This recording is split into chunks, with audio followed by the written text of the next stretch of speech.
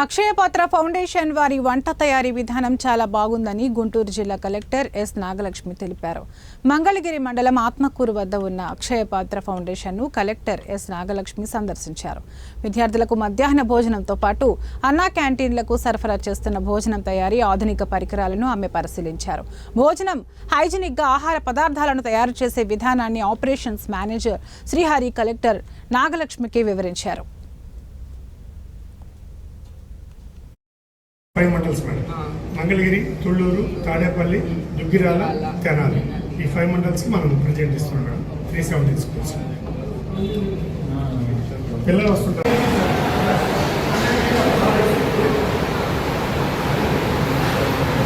When we are going to cook, it has to be every day. It will be becoming new timing and new time of cooking.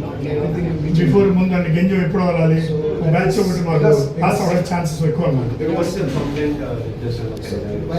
6 to 10 is 8.31. So make any extra cost you are needing from 18 rupees అవుతుంది madam. Actually remaining balance it is a countrywide price they keep it very low. States the expectations so different. Yeah. This Anna canteen now menu what are guys for idli puri madam. Actually Monday is idli puri madam. యాక్చువల్గా సాంబార్ ఉంటుంది, mixture ఉంటుంది. Tuesday వచ్చేసి ఈ మండలాలందరికీ కూడా ఈ kitchen నుంచే మనకి పిల్లలకి మిడ్ డే మీల్ అనేది సర్వ్ చేస్తున్నారు. ఇది కాకుండా మనకి ఇప్పుడు రీసెంట్గా మనం 16వ తారీఖు నుంచి స్టార్ట్ చేసిన జిల్లాలో ఉన్న అన్ని అన్నా క్యాంటీన్స్కి కూడా ఇక్కడి నుంచే 3 times మీల్స్ కూడా జరుగుతుంది. ఈ కిచెన్ అనేది 57th కిచెన్ ఆఫ్ అక్షయపాత్ర. ఈ కిచెన్లో దాదాపు 1,00,000 మందికి డైలీ వండగలిగిన కెపాసిటీ ఉంది. సో ఇక్కడ వాళ్ళు రైస్ కానీ పప్పు సాంబార్ కానీ సెపరేట్గా ఎక్కడెక్కడ కుకింగ్ చేస్తున్నారు ఏంటి ఇవన్నీ కూడా చూడడం జరిగింది.